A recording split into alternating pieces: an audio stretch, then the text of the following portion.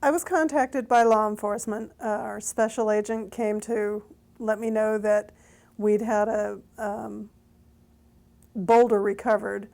We were serving a search warrant on the property for a marijuana grow. The two lead detectives on the case were interviewing the suspects that were at the scene. I was sitting on the front porch and saw that he had the petroglyph in his yard. So I called the BLM, or Forest Service. So they came back out the next day and we went up there, and then we interviewed him a little bit about the rock and turned it over to Tom Sharkey, and it took off from there. So I pulled the site records that we have on file and was going through the photographs and came up with one that matched. But in order to confirm it, I also contacted Richard Arnold, who was the tribal chair. We couldn't believe that somebody would go up there knowingly and willingly to forcibly remove some of the boulders that had some of the drawings on them. And for us, it was analogous to a hate crime. Now we have to figure out what's the best way to restore the area. When we first started the case, the boulder was sitting in our evidence locker down in our interagency office, and that's where it sat for almost 2 years to the day. We all agreed that when the case was over, the boulder was coming back one way or another. It was going to go back to the site because that's where it belonged, that's where it should be. A lot of times we aren't able to restore a recovered piece back to its original location, either because the location was damaged or you don't have the funds to do it, so the piece ends up in a museum or someplace else, and while it looks pretty there, it loses that part of the story. So we all agreed it was going back regardless. Because if you put it in a museum, I think you're just treating it as just an object, and it's not just an object. They were talking about they was going to put it in a museum down in Pahrump. I said, no way, Jose. I said, it belongs up to the mountain where it was located. I feel just fine, thrilled to get it back up there. There used to be, you know, on the design, 7 bighorn sheep on there.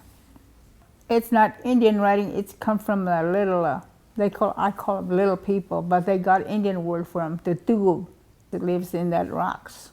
She's talking about the religious aspect of it. The Native Americans are Southern Paiute don't believe it was done by humans. It's done by spiritual beings.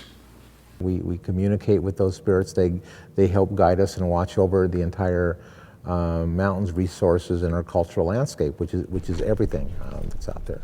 Our beliefs about how those were created, that they were made and placed there for a purpose in mind, and unfortunately somebody didn't have that knowledge, understanding, or appreciation, and felt that it was okay to take this and put it in their front yard as an ornament.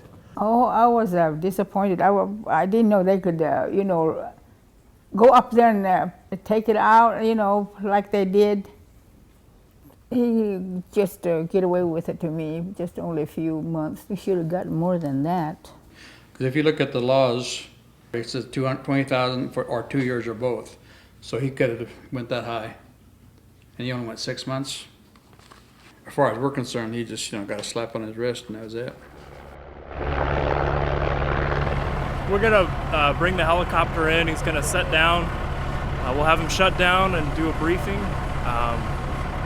Once we're all briefed up, we know what's gonna happen. We'll hook the long line up to the helicopter. We'll have him proceed up to the hill with the rock, where probably 4 of us will be up on the hill, and we'll bring him in, get the rock out of the cargo net, and place it in to where it needs to be situated a little bit with the 4 folks up on the hill.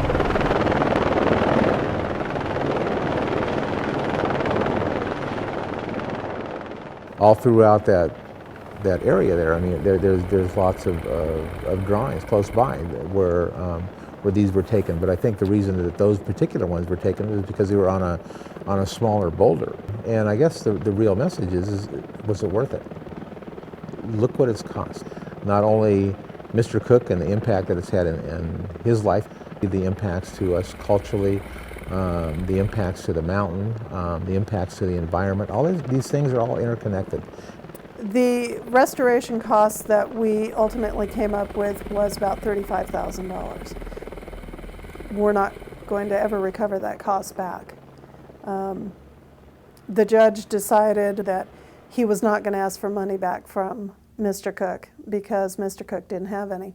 And we kind of saw that coming from the very beginning. Our focus became getting the boulder back. The money ended up coming out of my project account because that's where I had the money. It would have been nice if it was left alone, but it wasn't, so that's great. It's back home.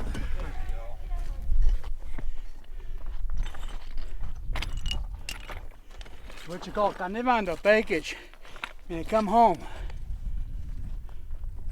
It looks beautiful. It's a sacred place, as all around Pahrump there. Even those mountains are north of Pahrump. Those are sacred sites. So even though a person doesn't go and visit them on a regular basis, we know it's there, and the feelings are still there. The Native Americans have known about these areas for forever, and now they're just now being discovered. They truly have a religious and spiritual and cultural connotation and connection with Southern Paiute people. It's okay to go out and look, but don't harm them. Don't cause damage. Don't desecrate them, because once you do, it's something that cannot be restored. This is where the 3 were, and there was that little one right there. That's that chip out of that one, out of the red up there. Impacts happen. I mean, unfortunately, you have a lot of people who don't appreciate the history of this country, and they don't think twice about disturbing or destroying archaeological sites.